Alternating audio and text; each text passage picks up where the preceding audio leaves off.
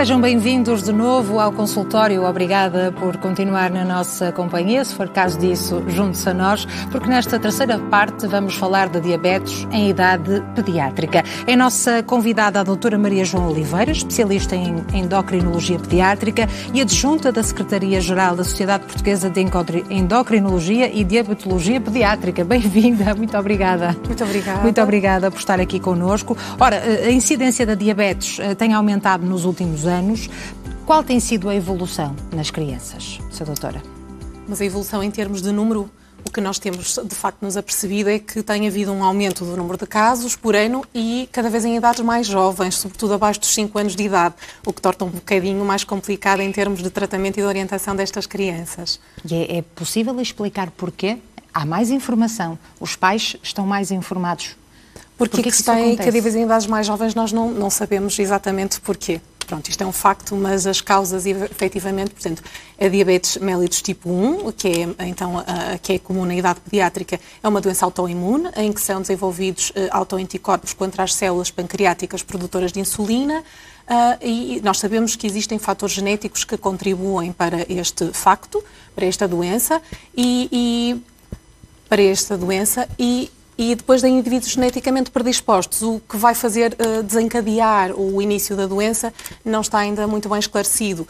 Consideram-se causas infecciosas, déficit de vitamina D, entre outras causas, mas de facto ainda não está definida. E nós não sabemos exatamente porque é que está a haver este aumento do número de casos e em crianças em idade mais jovem, mas de facto está-se a verificar esse fenómeno. Não sei se vou fazer uma pergunta difícil. Ainda durante a gestação é possível detectar se a criança vai ter diabetes? Não. Não é possível? Não é possível. Era maravilhoso. Se tiver um familiar afetado, sendo a mãe, o pai ou quando são os dois progenitores, a probabilidade é cada vez maior, portanto é cerca de 1 a 4% se for a mãe, 3 a 6% se for o pai e 30% se forem os dois progenitores então afetados, mas é probabilidade, porque existem nomeadamente irmãos gêmeos, que um tem diabetes ou que já desenvolveu, não é? Que já se manifestou a doença e que outro ainda não tem, portanto ainda há muita coisa que de facto nós desconhecemos. Claro, podemos dizer então que aqui a componente genética tem um grande peso. Tem, sem dúvida, mas não só, mas tem um grande peso, sem dúvida nenhuma. Claro. Há alguma diferença entre a diabetes nos adultos e a diabetes nas crianças? Digamos que sim. Portanto, existem várias formas de diabetes, as mais comuns e mais subejamente conhecidas é a diabetes mellitus tipo 1, que então é só muito frequente na idade pediátrica e que é por este mecanismo de autoimunidade em que se desenvolvem autoanticorpos contra as células pancreáticas produtoras de insulina, em que vai haver uma destruição dessas células e vai haver então uma falência da produção de insulina e as crianças e os jovens passam a ser dependentes da insulina que nós administramos de forma exógena, não é? Através das canetas ou através das bombas perfusoras de insulina. A diabetes mellitus tipo 2, que é mais comum então dos adultos, não há propriamente um déficit de produção de insulina, pelo menos não numa forma inicial, há uma resistência à ação da insulina e muitas vezes associa-se ao síndrome metabólico, do qual a obesidade, a hipertensão, a dislipidemia também fazem parte. Pronto, isso não é comum, nem é frequente em idade pediátrica. Esta é a grande diferença. Portanto, os pais muitas vezes perguntam o que é que eu terei feito para isto ter acontecido, será que era eu até lhe dar comidas menos saudáveis ou mais doces, e nós temos um bocadinho que desmontar, desmistificar isso, porque de facto não é verdade. Também são indivíduos que têm uma predisposição genética e que depois então existe este fator desencadeante, que já se estudaram vários, mas que também não há nada assim de concreto, e que então têm esse atingimento das células produtoras de insulina e ficam dependentes de insulina exógena. Pronto, esta é a grande diferença entre a pediatria e a idade adulta.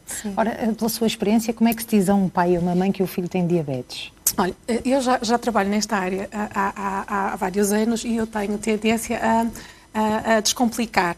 Claro que é uma doença crónica, é uma doença que eles vão ter para toda a vida, que vão ter que aprender vários cuidados, desde a pesquisa da glicemia capilar, para ver a glicose no sangue, ou a monitorização agora da glicose através de uns sensores que eles usam no tecido celular subcutâneo, que têm que administrar insulina, que têm que planear um bocadinho melhor as suas refeições para identificar e contabilizar os hidratos de carbono que vão ingerir, não lhes sendo proibido ingerir nada de diferente das outras crianças. Claro que nós promovemos sempre uma alimentação saudável.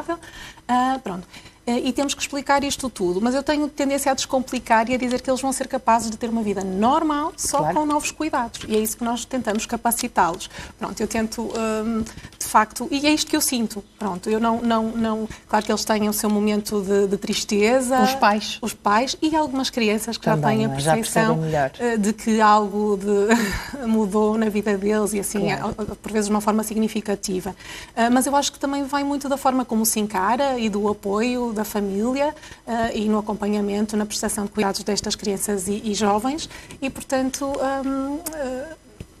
temos que dizer a verdade. Eu não sou apologista de não dizer a verdade, não é? Temos que dizer a verdade, dizer exatamente as coisas como elas são e o que os espera, mas oferecendo sempre soluções, não é? E dizer que há várias formas de tratamento, que agora já são muito mais adequadas, e que vão conseguir fazer tudo o que as outras crianças e jovens fazem, que vão poder manter os seus planos de vida futuros e que tudo vai correr bem. Muito bem. Aqui a comunidade escolar também tem um papel fundamental, porque estas crianças, lá está, ainda são tão pequeninas, estão a adaptar-se a algo novo no meio do recreio.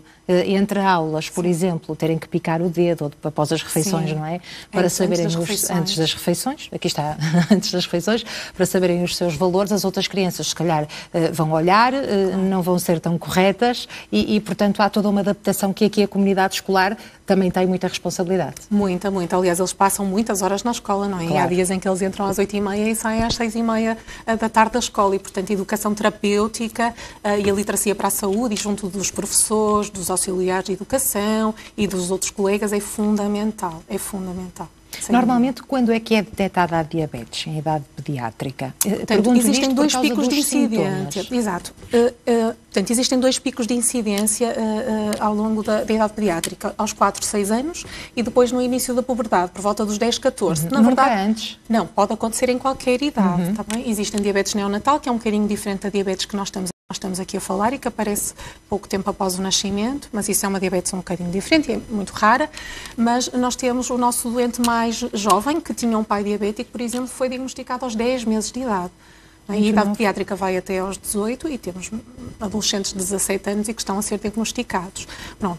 As manifestações normalmente não passam despercebidas, pelo menos não à medida que o tempo vai passando, e normalmente eles começam por beber muita água, têm muita sede, uma sede assim desadequada, um bocadinho às circunstâncias, claro que em dias de maior calor, ou se nós praticamos atividade física, ou num estúdio assim mais quente, claro que nós temos mais sede, mas efetivamente é uma sede desadequada que parece que nunca tem fim, que às vezes se levantam durante a noite para beber água. Depois também começam a urinar muito, têm que ir muitas vezes ao quarto de banho e às vezes até têm episódios de perdas de urina durante a noite, quando em idades que já não são comuns, e têm muita fome, mas apesar de tudo perdem peso. Pronto. Estes são os três P's, a poliúria, a polidipsia, a polifagia, não é? Pronto, o beber muita água, fazer muito xixi e o ter muita fome. Estes sintomas, às vezes, é como lhe digo, são justificados pelos pais por outros motivos, não é? Pronto. Mas que depois se vão acentuando e não há como não nos apercebermos que, de facto, há ali algum problema que tem que ser avaliado. Ora, e quando um pai, uma mãe, um avô, uma avó, um tio desconfia destes sintomas, todos juntos, vai ao pediatra e diz: eu acho que o meu filho tem diabetes. O que é que o pediatra vai fazer? Ok. Normalmente não, é pouco frequente que nos cheguem logo a nós pediatras. Há primeiro aquela fase da negação, não é? Também, ou que vão atribuindo então a outras causas, mas normalmente vão a uma farmácia fazer uma pesquisa de glicemia capilar, que é uma coisa muito engraçada, e as farmácias também são muito boas colaboradoras e boas parceiras, porque efetivamente em qualquer farmácia se pode fazer uma determinação de glicemia capilar, mesmo que não tenham, às vezes até têm aparelhos de outros familiares em casa que também fazem a pesquisa, ou no centro de saúde, e passam por aí, não é? Portanto, fazer uma pesquisa de glicemia capilar, uma pesquisa de açúcar no sangue ocasional, e se tiver acima de determinados valores associados a estes sintomas que eu então já referi previamente, pronto, a probabilidade de ser uma diabetes é de facto muito grande e deve ser orientado para um serviço de urgência, está bem? Isto é uma situação grave no início e tem que ser rapidamente orientada e iniciar tratamento com insulina. E quais são os tratamentos, as opções de tratamento disponíveis? Na diabetes mellitus tipo 1 é sempre tratamento com insulina, portanto nós vamos nos substituir à produção de insulina pelo pâncreas. Nós temos várias formas de administrar insulina neste momento, as mais comuns são com canetas de insulina, em que eles têm que fazer uma administração antes de deitar habitualmente, ou antes de deitar e de manhã, que é a insulina basal, que é a insulina que é produzida em pequena quantidade ao longo das 24 horas pelo pâncreas e que serve para as nossas funções basais. Eu costumo dizer aos pais, é como se nós estivéssemos a dormir o dia todo, sem nos mexermos, sem comermos, só com os nossos órgãos então em funcionamento para mantermos vivos. Essas são as necessidades de insulina basal e depois tem que fazer a pesquisa da glicemia capilar antes das refeições para corrigir esse valor se estiver demasiado alto e para fazer a digestão dos hidratos de carbono que compõem a refeição que vão ingerir. Pronto, e, portanto, sempre antes de todas as refeições, devem fazer uma administração de insulina. Agora, temos também uns dispositivos que são vulgarmente designados por bombas de insulina, que são sistemas de perfusão subcutânea contínua de insulina, em que eles têm um catéter no tecido celular subcutâneo, que tem que ser mudado a cada 2, 3 dias, por onde entra a insulina e já evita as picadas com a caneta, que normalmente são 5, 6 picadas por dia. Pronto, e também tem uma perfusão subcutânea contínua de insulina, que vai mimetizar então aquela perfusão basal, que está pré-programada ao longo das 24 horas, e depois também tem que acionar um bolus extra, uma entrada de insulina, antes das refeições, para o efeito que eu também já referi. Nós sabemos são esta forma de tratamento. Que a diabetes em fase adulta faz com que as pessoas tenham de fazer exercício físico de forma regular, Exatamente. mantenham uma alimentação saudável. Isto também se adequa às crianças. Portanto, isto são 3 pilares. Eu falei então da administração de insulina, que é fundamental. Na diabetes mellitus tipo 1, eles todos fazem insulinoterapia, e depois tem precisamente os outros 2 pilares, que é o exercício físico, faz parte de hábitos de vida saudável, a prática de exercício físico regular, e a alimentação. Exatamente, são esses 3 pilares fundamentais para um bom controle metabólico e para promover um crescimento e um desenvolvimento saudáveis, que na pediatria é fundamental, eles ainda estão, são organismos em crescimento, e para evitar complicações, quer agudas, quer depois crónicas, micro e macrovasculares, que podem ter entingimento do olho, do rim, dos vasos, do coração.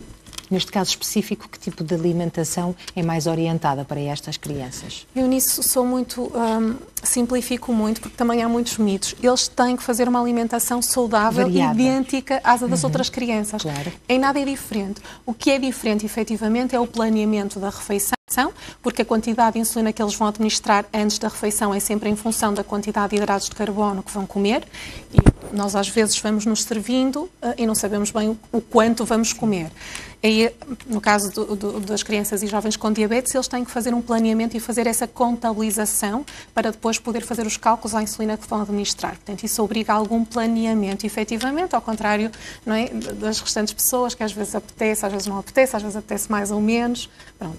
Implica sempre a administração de insulina em função do que vão comer, efetivamente. E, de resto, podem comer de tudo, não têm proibição de nada. Claro que as asneiras ou os excessos não devem doces fazer como ninguém pode, não é? Ou como ninguém deve. Nem sempre, nem nunca. Em dias de festa, mas de resto, também, isso era uma coisa que eu gostava que ficasse assim muito clara, é que nada lhes é proibido, eles podem fazer uma alimentação igual, não é preciso fazer uma dieta especial, não é preciso ter um prato especial, está bem? Pronto. Precisa de haver um planeamento. E como vão administrar insulina para aqueles hidratos de carbono que vão ingerir, também é importante, sobretudo nas crianças mais pequenas, que depois nos certifiquemos que eles ingeriram a quantidade prevista e calculada. Caso contrário, teríamos administrado mais insulina do que o necessário e poderíamos ter uma baixa de açúcar, uma hipoglicemia. E isso também não é desejável. Mas, de resto, eles podem comer de tudo. Eu imagino que muitas crianças devem surpreender os seus pais, de tão responsáveis que são, desde pequeninas, com a toma da insulina e se calhar até com a alimentação saudável e que muda a rotina também da família, na hora do almoço, do jantar, das refeições. Com certeza. Eles vão, de certa forma, promover, não é? Incutir hábitos de vida mais saudáveis, nomeadamente na alimentação e às vezes até na prática de exercício físico, sem dúvida nenhuma. Sim. Ora, e se falamos de insulina, como é que a insulina veio mudar a qualidade de vida destes pequeninos que ainda estão em fase de crescimento, não é? Antes da descoberta da insulina, eles morriam, porque nós sem insulina acabamos por não conseguir sobreviver durante muito tempo e, portanto, infelizmente, esta era a história natural da doença, desde o diagnóstico até ao término em 2 anos e à custa de dietas muito restritivas, muito pobres em hidratos de carbono e que às vezes até condicionavam desnutrições graves e que também ajudavam, então, ao desfecho fatal da doença. Desde que veio ser descoberta a insulina, isto melhorou a sobrevida e a qualidade de vida imenso, porque não havia tratamento e passou a haver. É tão simples quanto isso, não é? Exatamente, é esta a grande diferença. Eles passaram a ter tratamento. E agora, com as novas insulinas, que têm um perfil de ação muito mais idêntico à nossa insulina humana, que nós produzimos normalmente, ainda lhes permite ter uma flexibilidade de hábitos e de vidas e de rotina muito maior. Portanto, a diferença é tão simples como esta, exatamente. Ora, e já faz 100 anos desde a descoberta da insulina, exatamente, não é? Portanto, e este centenário está a ser assinalado com uma exposição que a nossa jornalista do consultório Inês Reis foi conhecer.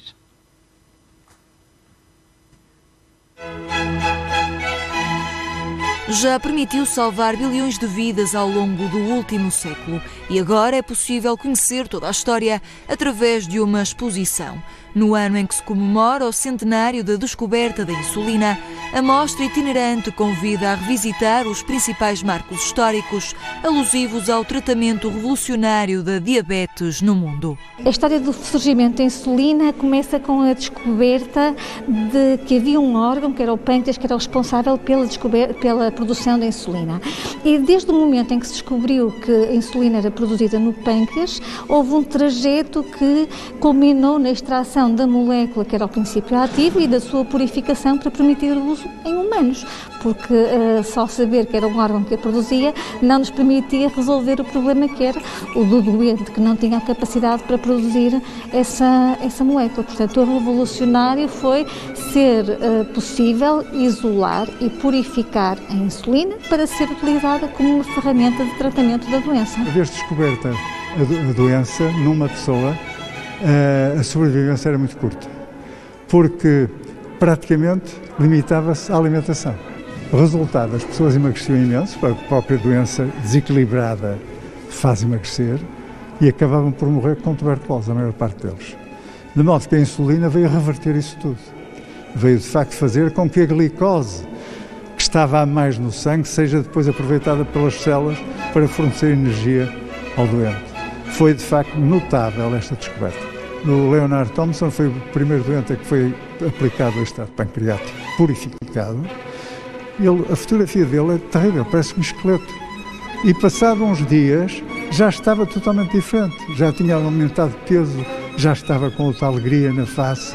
Desde o Antigo Egito até ao ano de 1921, a altura em que os cientistas descobriram e aplicaram a insulina pela primeira vez, a mostra revela ainda objetos que marcaram o percurso do tratamento da insulina utilizado em Portugal e na cidade do Porto ao longo do século XX. Nesta exposição estão patentes objetos desde a história antes da descoberta da insulina e que estão estreitamente ligados com a história do Hospital Santo António. Temos uma vitrine com formulários de farmacopeias do século XVIII, como é que se tratava a diabetes antes da descoberta da insulina, os desenvolvimentos que aconteceram no século XVIII para o século XIX e, finalmente, já os primórdios do uso da insulina no Hospital Santo António no início do século XX. Temos os painéis elaborados pela Fundação Ernesto Roma, que tem um papel extremamente importante na divulgação da ação deste homem que trouxe a insulina para Portugal e que, no fundo, nos dá uma perspectiva histórica, desde o tempo do papiro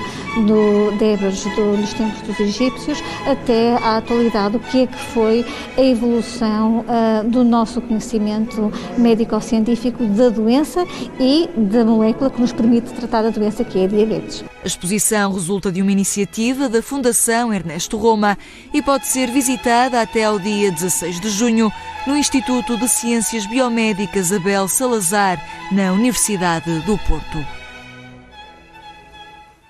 Ora, uma sugestão para visitar. E nós aqui em estúdio continuamos a conversa com a doutora Maria João Oliveira, a quem agradeço mais uma vez a presença. De facto, a insulina veio melhorar a vida destes nossos pequeninos.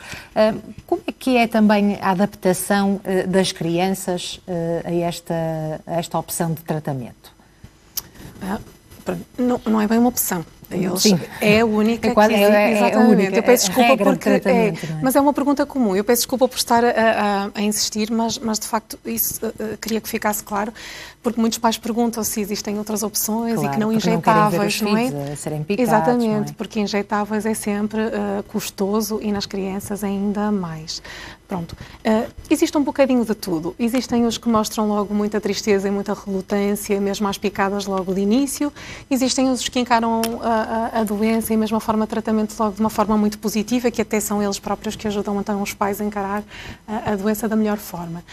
Por vezes, depois, após a fase inicial, eles entram um bocadinho na fase de negação, já estou cansado da doença, já estou cansado desta forma de tratamento, eu não quero mais isto.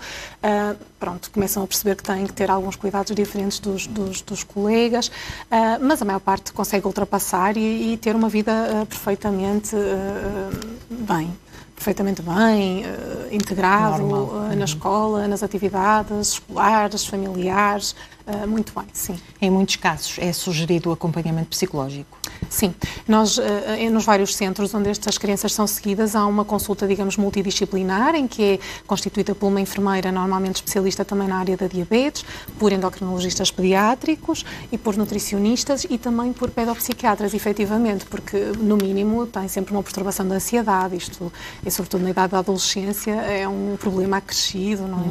E que eles normalmente precisam de alguma orientação, pelo menos durante uma determinada fase da vida, sim. E tal como eu faria ao pediatra do meu filho esta questão, quais eram as opções de tratamento, correto. Também muitos pais imagino que façam, claro que sim.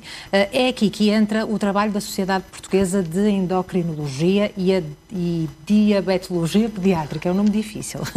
É aqui que entra o trabalho desta sociedade, também, que ajuda muito estes pais a esclarecer muitas dúvidas. Também a nossa sociedade serve então para promover a gestão destas doenças, efetivamente, para chamar a atenção que há necessidades específicas no tratamento das doenças endócrinas, para promover também a educação terapêutica, quer dos pais e dos vários prestadores de cuidados e do doente, para que consigam ser autónomos na gestão da sua doença, sem dúvida nenhuma, e também para divulgação e sensibilização, para a melhoria da literacia na saúde, em geral, das doenças endócrinas, sem dúvida nenhuma. Pronto, nós fazemos várias atividades, fazemos sempre cursos pós-graduados de formação, para nos irmos mantendo atualizados e podermos fornecer então os tratamentos mais recentes e que estão recomendados.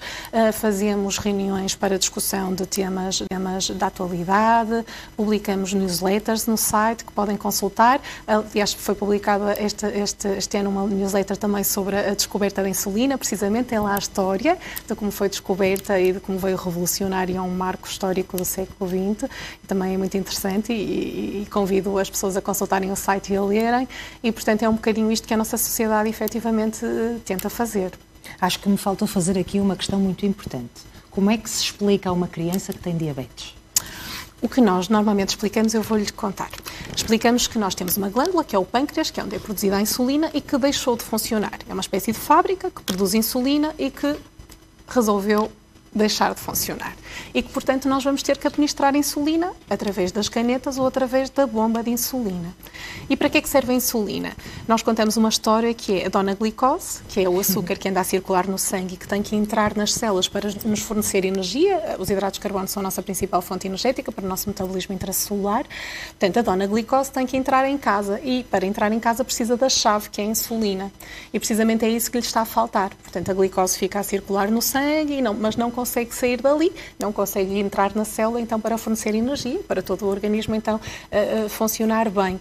E, portanto, nós vamos ter que nos substituir, então, ao pâncreas, na produção de insulina, vamos ter que fornecer ao organismo, então, essa chave para que a dona glicose possa entrar nas células. Claro que vamos ajustando um bocadinho a linguagem de acordo com a idade da criança, senão um adolescente acharia que isto era um bocadinho infantil. Claro, porque depois também deve haver, se calhar, essa fase um bocadinho mais rebelde da parte dos adolescentes, em que acham, eu já não preciso disto para nada, e e não fazem o tratamento de vida. E nessa fase em particular eles querem muito ser iguais aos pares, não é? Para ser aceite, vestem roupas idênticas, comportam-se da mesma forma, os penteados, não é? Pronto, e portanto isso é uma coisa que de certa forma não os caracteriza, não é? Eles não são a sua doença, mas que os pode um bocadinho distinguir ou afastar um bocadinho de um padrão.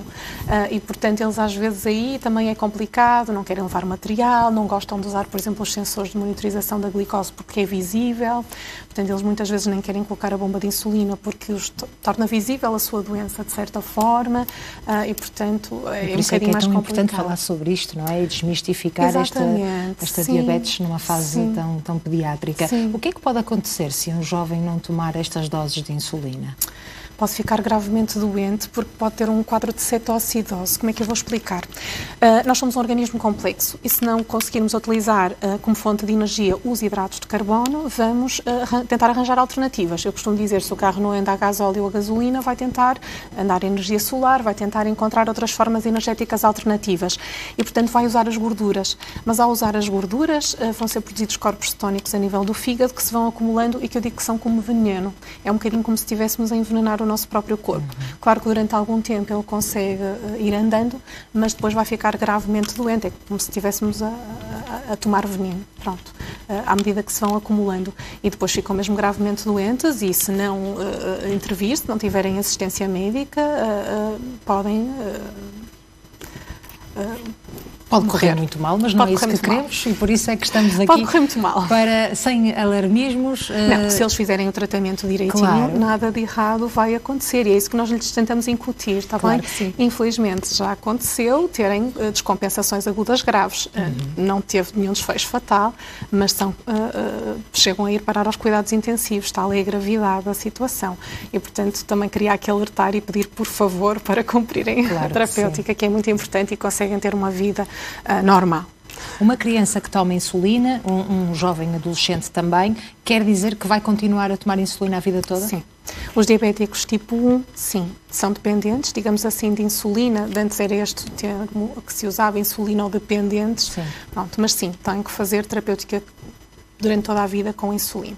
Muito bem. Sra. Doutora, vamos abrir as portas do consultório na última parte deste programa. É a vez dos nossos telespectadores fazerem a sua questão, mas vamos fazer um intervalo antes de poder ligar e fazer a sua questão à doutora Maria João Oliveira. Recordo o número de telefone para o qual deve ligar, é o 225083297, 225083297, o número de telefone para o qual deve ligar se tiver dúvidas relativamente a este assunto que estivemos aqui a abordar, a diabetes em idade pediátrica. Pode também enviar um e-mail para o endereço consultorio@portocanal.pt. Estamos aqui à disposição para o ajudar. Vamos fazer uma curtíssima pausa. Até já, fique desse lado.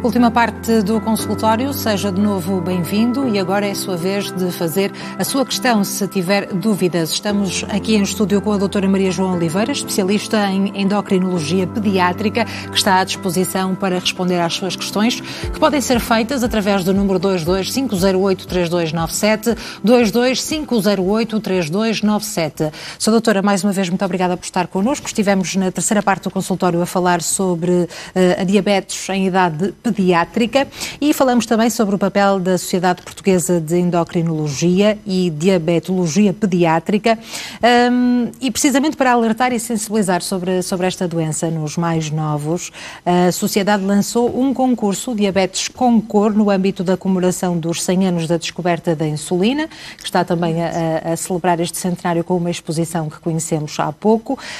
Em que consiste este concurso?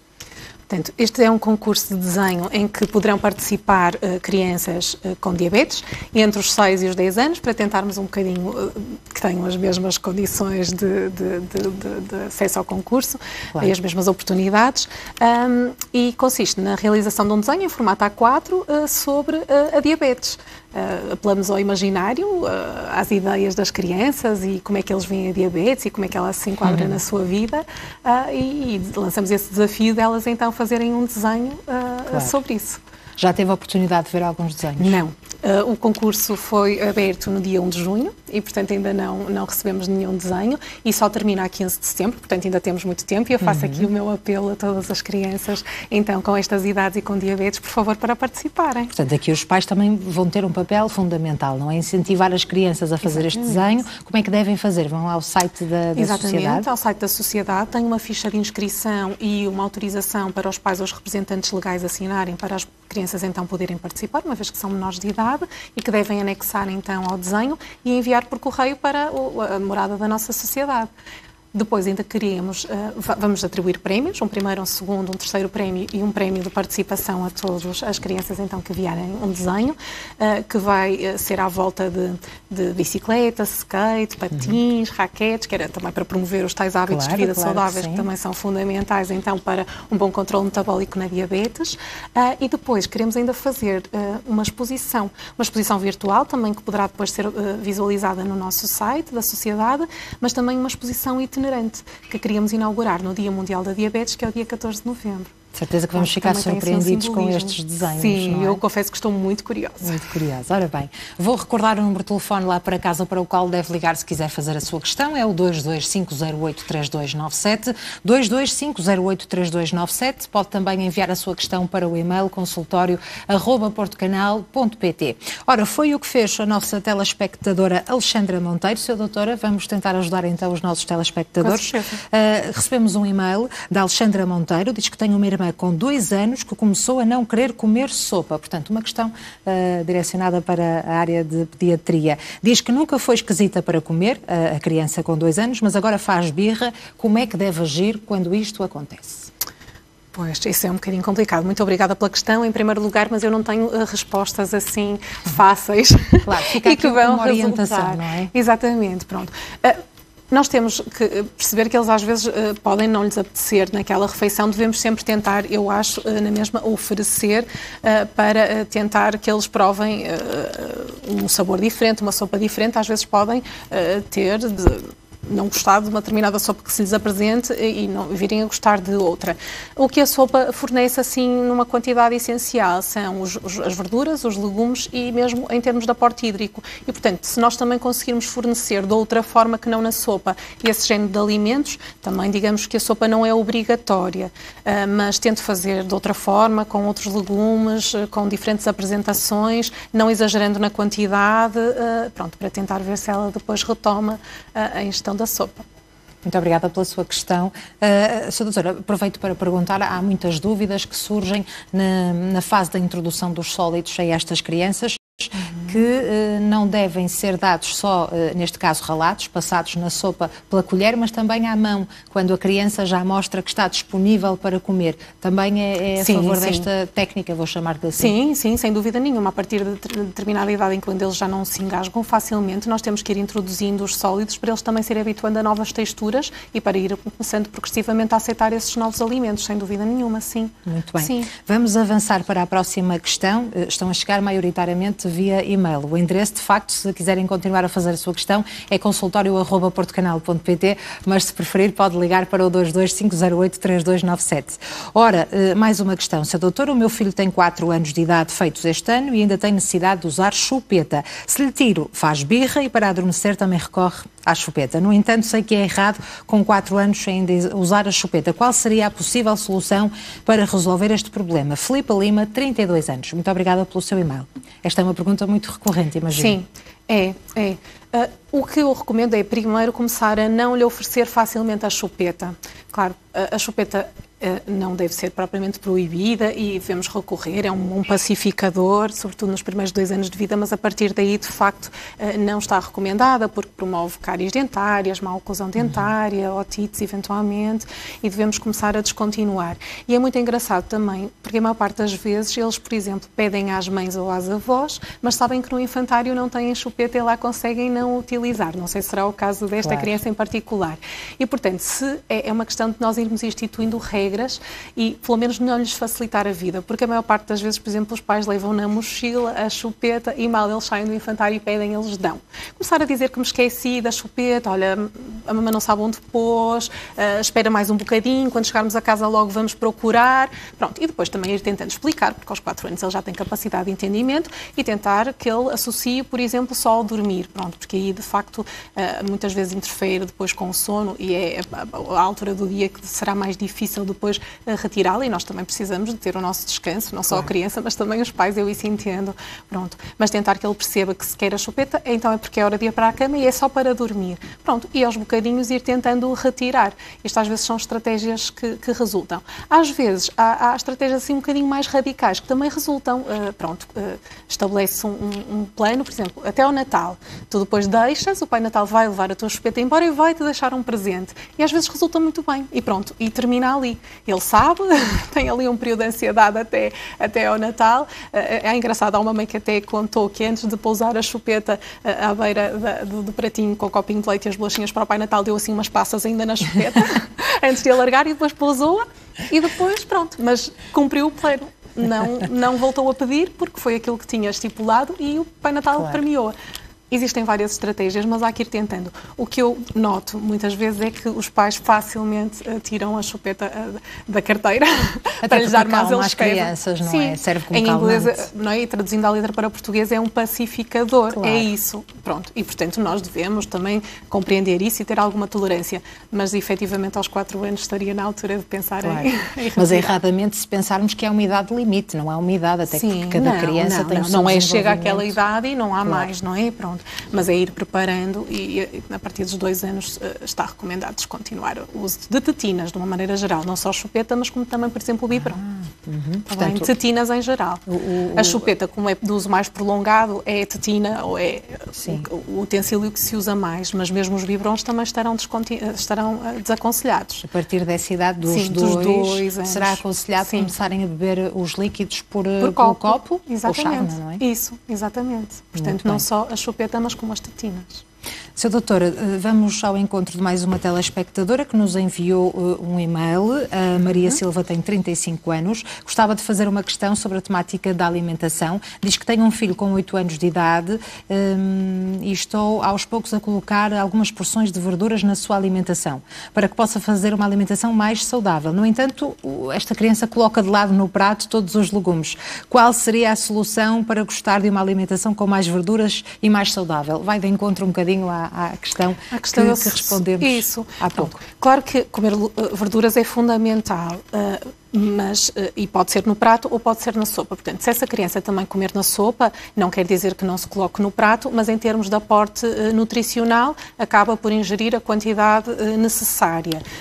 É um bocadinho por tentativa e erro, é continuar a insistir, a oferecer e tentar explicar e tentar negociar com ele eventualmente alguma recompensa, uma caderneta, uma carteirinha de cromos, e às vezes eles vão provando e depois vão percebendo que até gostam e depois continuam a comer.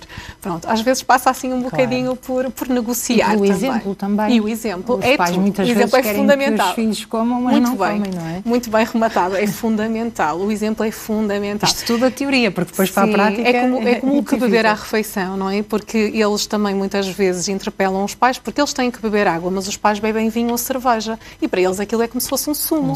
Então, claro. Porque é que eu também não posso beber uma coisa que eu gosto? É verdade, o exemplo é muito importante, muito importante. E houve um pai que também foi uma vez delicioso, chegou à consulta todo contente a dizer: eu já bebo água à refeição. E eu me disse assim: mas tu pões açúcar na água, pai. E ele: eu não consigo beber água simples. Eu achei uma delícia. Mas a percepção do filho... Pronto, mas o exemplo rematou muito bem, Alexandre. Muito bem. O exemplo é fundamental. Mas qual é a quantidade certa de legumes que uma criança deve comer? Pronto.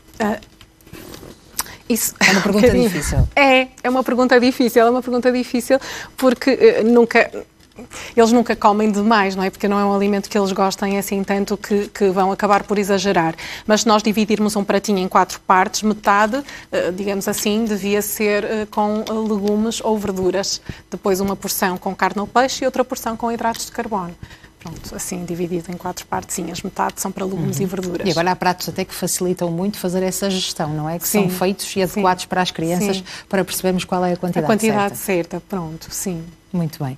Sra. Doutora, vamos ao encontro de uma telespectadora, agora sim, que nos ligou através do número 225083297. Falamos com Ana Maria Silva, de Vila Nova de Gaia, que tem 72 anos. Bem-vinda, Ana Maria. Boa tarde para todos. Boa tarde. É o seguinte, eu tenho um netinho com 1 ano e acontece que eu estou com uma dúvida na alimentação, a questão da alimentação, porque ele come, damos-lhe sempre sopa de peixe ou de carne ou é de peru ou é de frango, mas a minha é do peixe, que só lhe damos pescada. Poderei dar outros peixes? Era isso que eu queria saber. É uma excelente questão, Ana Maria. Muito obrigada. Disse-me que tinha 1 ano, não é? 1 ano, sim. Fez um ano agora. Pronto, a partir dos 12 meses eles podem comer qualquer tipo de peixe com cuidado, que não é bem peixe, que seriam os mariscos, mas que também não são frequentemente utilizados na sopa. Portanto, a partir dos 12 meses, teoricamente, eles já estão preparados para fazer a digestão de qualquer alimento. A ressalva que nós colocamos é efetivamente aqui nos mariscos pelo risco de alergias e nos frutos secos também pelo risco potencial de alergias e de serem muito duros e o risco de engasgamento. Portanto, na verdade, a partir dos 12 meses, do 1 ano, já pode comer qualquer tipo de peixe. Qualquer. Pronto. Tem mais alguma questão, Ana Maria? Não, a nível de carnes, só lhe temos dado carnes brancas. Sim, serão as mais magras e mais saudáveis, claro. Mas mesmo Pronto. As outras também já pode começar a introduzir progressivamente. Eu uma vez pus-lhe borrego, mas ele não comeu a sopa. Não gostou de sabor. Também é mais forte Claro, eles às vezes estranham, sim. Eles estranham. Pronto, os peixes, sendo tudo peixe, eu tenho usado a pescada, aqueles lombinhos congelados, porque não tenho espinhas, não é? Claro, e também torna mais simples a tarefa, claro, e bem. Muito obrigada pelas suas questões, Ana Maria. Obrigada. Continuação de um bom dia. Obrigada. Sra. Doutora, ia precisamente fazer-lhe essa questão. O peixe deve ser congelado? É assim, o peixe congelado tem as mesmas propriedades nutricionais dos outros peixes. Claro que é mais saboroso o peixe fresco, mas em termos nutricionais não há inconveniente nenhum em usar peixe congelado e às vezes no ritmo de vida que nós levamos dá sempre jeito ter já sempre alguma coisa em casa que possamos utilizar para não ter que ir às compras de cada vez que queremos comer. Mas é mais em termos de sabor, em termos nutricionais, não perde por ser congelado, não. Muito bem. Temos mais uma questão. O meu nome é Marta Sousa e a minha filha não tem feito as cestas como deve de ser. Acorda de repente a chorar como se tivesse tido um pesadelo. O que faço? Pergunta, portanto, a Marta Sousa, que nos escreve da Covilhã. Pois, não diz a idade. Não diz a idade, não é? Sim, pronto. Fazendo cestas também ainda deve ser pequenina. É tentar tranquilizá-la e acalmá-la. Assim, de facto, às vezes até podem ser pesadelos ou despertares confusos. Não há, assim, propriamente nenhuma também solução milagrosa, aquilo que eu estava a dizer. É tentar perceber também se na escola ou mesmo no ambiente familiar, se não se passou assim nada que pudesse perturbar a criança e que esteja tudo bem. Isso é sempre importante perguntar se houve alguma mudança na rotina diária e alguma questão particular, quer no infantário, quer com os outros prestadores de cuidados, mas depois isso normalmente é uma fase transitória e acaba por resolver. Não sabemos a idade desta criança, Sra. Doutora, mas há alguma diferença entre pesadelos e terrores noturnos? Pois, eu não sou a pessoa mais indicada para fazer essa diferenciação, mas sim, existe. E a partir de que idade é que as crianças começam a ter pesadelos? Já ainda muito novas ou sim, numa fase mais em podem ter ainda pequeninas, sim. Os terrores noturnos é mais comum a partir da idade pré-escolar, ali 4, 5, 6, eventualmente. Os pesadelos também podem surgir na mesma altura, por isso às vezes é um bocadinho difícil de distinguir. Claro que sim. Muito bem. Vamos tentar ajudar mais uma telespectadora que nos diz: muito boa tarde, doutora Maria João, chamo-me Teresa Carneiro e sou de Braga. A minha filha vai fazer 8 anos e continua a urinar na cama. O que é que posso fazer com 8 anos? Pronto, então eu vou só dizer as medidas gerais. Pronto, de facto, até aos 5 anos há muitas crianças que ainda não têm o sistema neurológico completamente desenvolvido para serem capazes de ter uma continência urinária. A partir dos 5 já é expectável que tenham, portanto, se vai já fazer 8, de facto já era expectável que não tivesse perdas de urina durante a noite. As medidas gerais a serem instituídas é a restrição da ingestão de líquidos a partir da hora de jantar inclusive e pôr sempre a criança a urinar antes de se deitar e, se possível, antes dos pais também se irem deitar, colocar novamente a criança a urinar. Estas são as medidas gerais.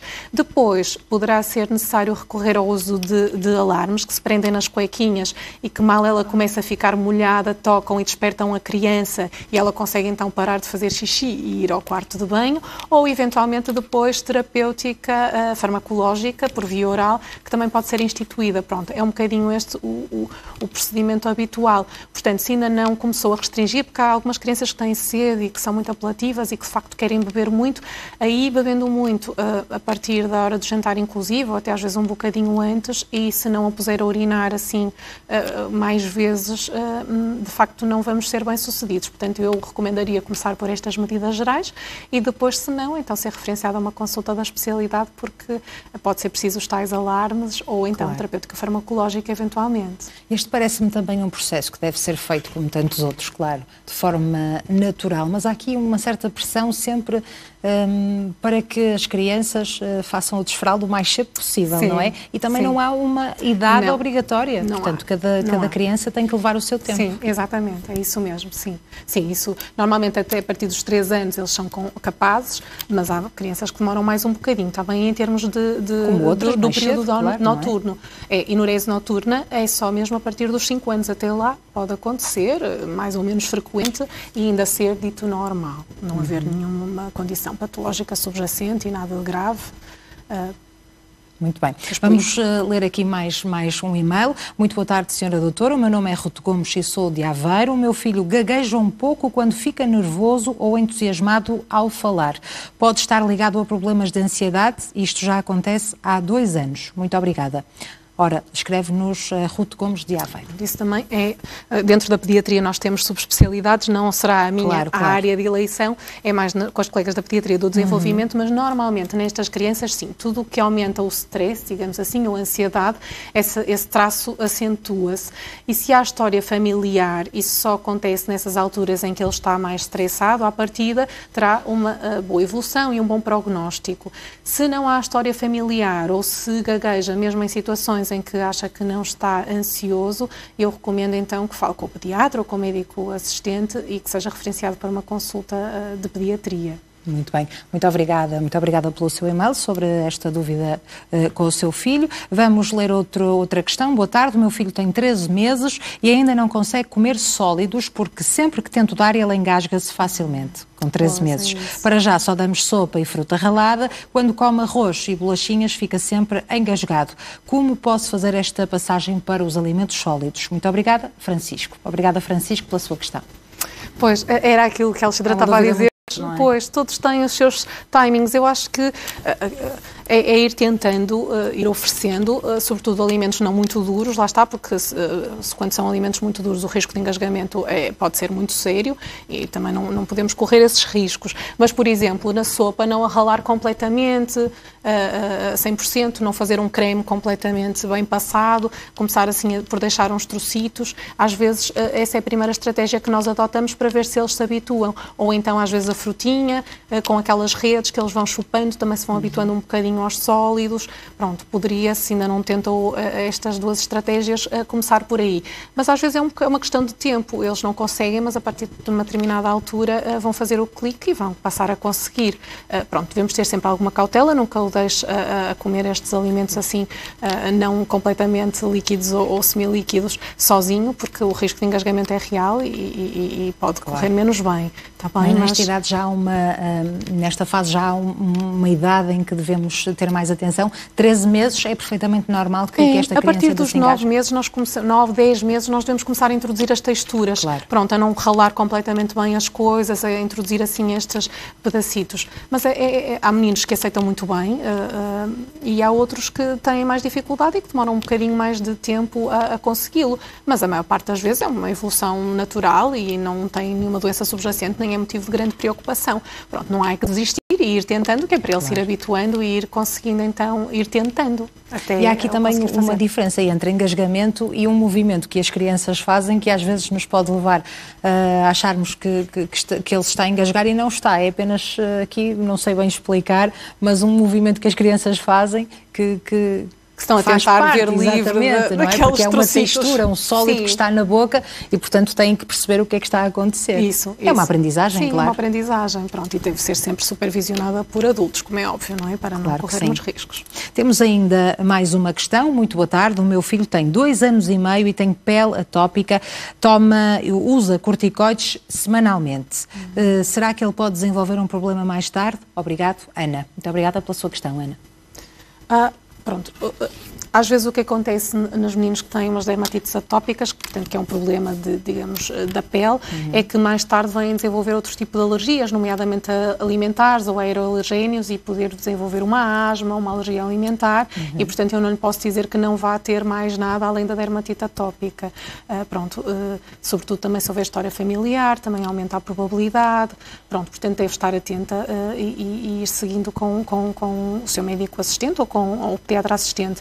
Infelizmente ele pode vir a ter outros problemas alérgicos, digamos assim. Mas neste caso, uma criança que tenha dermatite atópica ou dermatite seborreica deve ter uma alimentação diferenciada ou os pais devem estar mais atentos à alimentação por ter este problema e por correr o risco de desenvolver outras alergias? Devem estar atentos, sim, porque podem, não é? Por isso é que nós dizemos, por exemplo, na diversificação alimentar, nós dizemos sempre para tentar introduzir um alimento novo de cada vez, mais ou menos de 4 em 4 dias, para conseguir perceber se houver alguma reação, seja cutânea, de pele ou gastrointestinal, com vômitos, com diarreia, nós conseguirmos tentar perceber se foi em resultado daquele alimento que foi introduzido. E se de facto achamos que foi, devemos retirá-lo e tentar voltar a experimentar só mais tarde, caso não tenha sido uma reação grave. Caso contrário, não devemos voltar a reintroduzi-lo até ter uma observação por um médico da especialidade.